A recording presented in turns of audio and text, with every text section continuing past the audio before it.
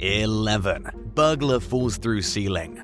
In a hilariously botched burglary that was captured on camera in October 2019, a female suspect could be seen falling through the ceiling of a restaurant in Ojai, California.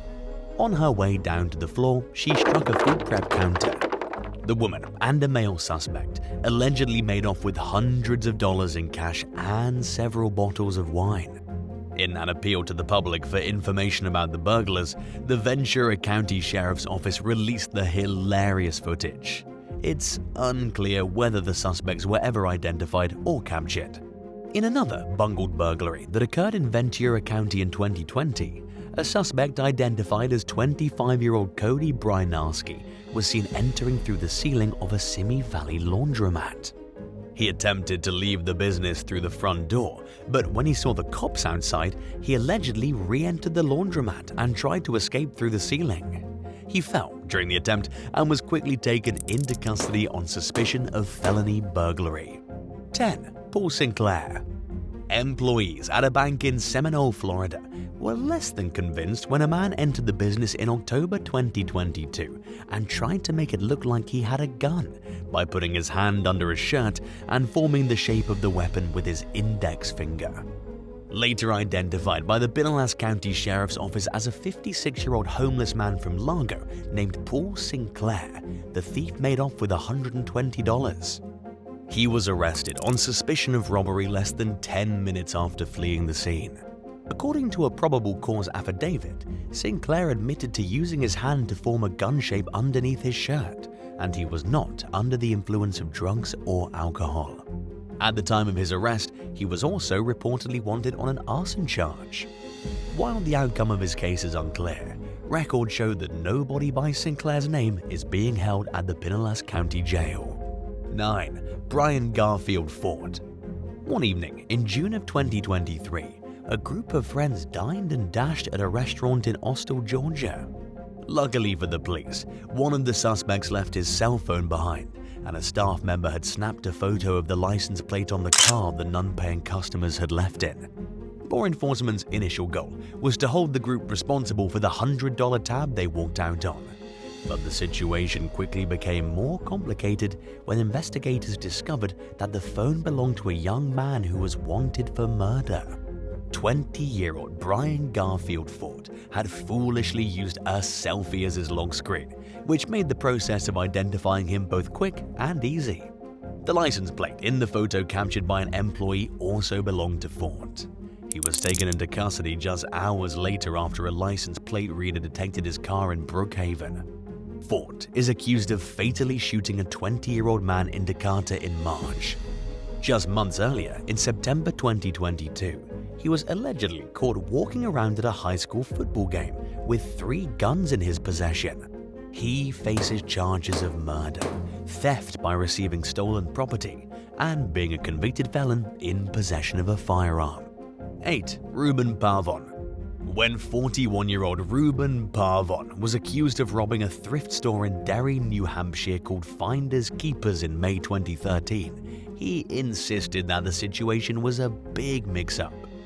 Pavon was identified as the suspect in the case based on surveillance footage of a man taking a box from the store's front porch. Based on the video, he appeared to have a child in his care at the time. He was charged with theft and contributing to the delinquency of a minor. In an interview with local channel News 9, Pavon said that he took the store's name Finders Keepers literally, and that he thought the items on the porch were there for the taking. He admitted to taking a DVD player and a cooking appliance. Pavon further explained that when he noticed the same collection of items sitting on the porch for several weeks, it further solidified his belief that the merchandise was free to a good home. The shop's owner, Laura Barker, told local station WCVB that she didn't believe Pavon's defense, stating, "I don't know of any stores where there's free stuff. It would be nice if there were. I'd be there on a regular basis myself." Barker went on to say that the least Pavon could have done was check with someone at the store to see if the items were free before he took them. To Pavon's credit, he returned the merchandise to the store, so luckily Finders Keepers didn't suffer any major losses. He insisted that he wasn't a bad person or a bad father and said he was intent on clearing his name. 7. Chris Thomason.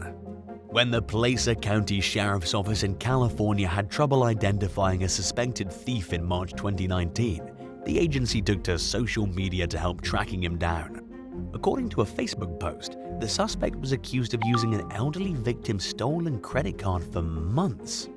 A surveillance photo included in the post showed a man in a mechanic's uniform with the name Chris embroidered on the front. Thanks to a tip that came in less than 20 minutes after the post appeared online, investigators identified the suspect as Chris Thomason. They were unable to arrest him at the time because they couldn't find him, and it would later turn out that he had been on an out-of-state hiatus. Finally, 4 months after the sheriff's office first asked for help identifying Thomason, he was caught and arrested in Sacramento County. He was extradited to Placer County on a felony identity theft charge. 6. Dominic Antonio Alfonseca. In a dim-witted crime that earned him the nickname of the Instagram bank robber, 23-year-old Dominic Antonio Alfonseca entered a bank in Virginia Beach in 2015 and handed the teller a note demanding cash. Between the time he fled the scene and his arrest 20 minutes later, he posted 2 videos of the robbery and a photo of the demand note on his Instagram account. During a post-arrest jailhouse interview with local station WTKR, Alfonseca claimed that he didn't rob the bank, but that he asked for the money. In his words, "The teller could have said no and I could have left." The accused thief said that he posted the videos and photo to social media to protect himself against any potential allegations that he was armed, and because he wanted his followers to see what he was doing. In fact, one of the things that motivated him to rob the bank was a desire for more social media followers. He admitted this at his sentencing hearing while apologizing to the bank, the teller, and the teller's family. Alfonseca claimed he was in the wrong mental state when he committed the robbery, and by all appearances, he seemed remorseful while the judge imposed the nearly 3-year prison sentence. Shortly after his sentencing, however, Alfonseca had told WTKR that he wasn't really sorry for his actions. He even referred to being in jail as a vacation. Alfonseca went on to say that he might be guilty by law, but he's not guilty by logic, at least not by his own logic. Furthermore, he hoped the publicity he received after the crime would help him break into the music industry. 5. Dennis Hawkins. In July 2010, a man dressed as a female entered a Pittsburgh area bank armed with a BB gun he'd just shoplifted from a nearby Kmart store. He donned a blonde wig and fake breasts, but the disguise was less than convincing, considering the fact that he had apparently forgotten to shave his goatee off. The suspect approached a teller with a note demanding cash and warned her not to put any exploding dye packs in with the money or he would harm her family. She put a dye pack in with the money anyway, and the thief could be seen on surveillance footage dropping the envelope full of cash when it exploded all over him behind the bank. Later identified as 48-year-old Dennis Hawkins, the suspect walked over to a nearby gas station and asked some people for a ride. When they said no, he allegedly climbed into a woman's car. She exited the vehicle with her keys in hand and called the police. Hawkins was still sitting in the car when officers arrived. According to authorities, Hawkins claimed that he'd found the dye-covered money behind the bank. CCTV footage suggested otherwise, and Hawkins was taken into custody on suspicion of robbery. 4. Trevor Jones. Stephanie White arrived at her Gwinnett County, Georgia home one day in November 2011 to find a stranger's car running in her driveway. She turned the ignition off and took the owner's keys and wallet. White then drove to the end of her street and watched as the suspect, later identified as 34-year-old Trevor Jones, allegedly put several of her belongings in his car. When he realized that someone had removed the keys, he ran from the scene and jumped into a small lake nearby. A large-scale manhunt ensued, but the police failed to find or capture Jones.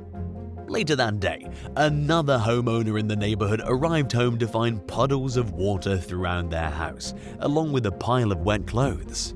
They also found Stephanie White's stolen camera and noticed that Jones had left himself logged into Facebook on their computer. At the time, Jones was on parole for a previous burglary case. Authorities issued a warrant for his arrest for burglary and trespassing, but the outcome of the case is unclear. 3. Nicholas Wigg. James Wood arrived at his Dakota County, Minnesota home one day in 2014 and found his door unlocked and a window screen removed. He noticed several items missing from his house, including cash, a checkbook, credit cards, an iPod, a watch, and keys. Wood also discovered that the suspect Nicholas Wigg had used his computer to log onto Facebook and had forgotten to log out. Next to the computer, there was a pile of wet clothes and shoes. While driving through the neighborhood later that day, Wood spotted a man on the sidewalk who resembled the person in the Facebook profile that had been left open on his computer. He called the police and Wigg was quickly taken into custody. During questioning, Wigg allegedly admitted to the burglary and to logging into Facebook while robbing Woods' house. He also claimed that he planned to return all the stolen items. Authorities charged Wigg with felony burglary, which can come with a sentence of up to 10 years in prison and up to $20,000 in fines. He was held on $25,000 bond, and while the outcome of the case is unclear, it happened nearly a decade ago. It's probably safe to assume that Wigg squared away his legal issues and hopefully moved on with his life in a more lawful fashion. 2. Ruben Zarate.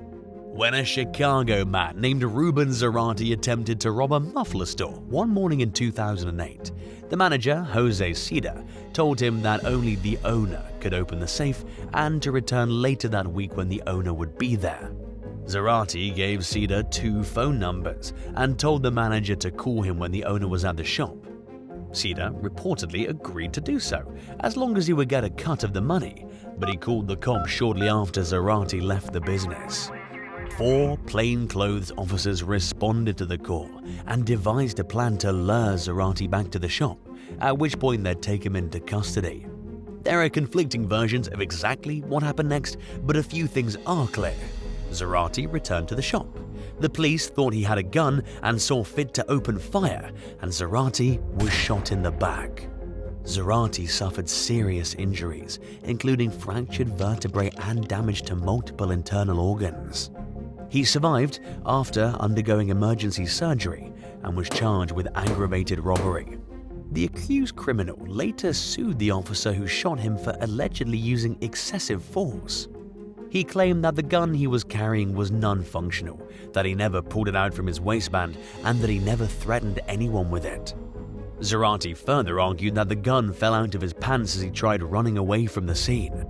While the outcome of the civil suit is unclear, the court denied the officer's motion to drop the case.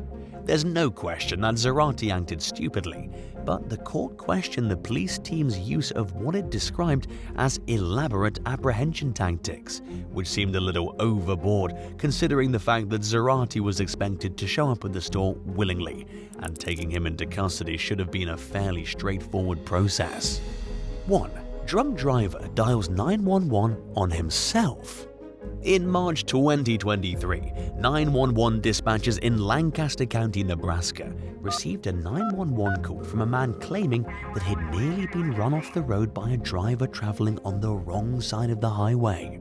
He provided the operator with his exact location and was pulled over by a deputy just moments later. By the time the deputy approached the vehicle, the man realized he was actually the one traveling on the wrong side of the highway.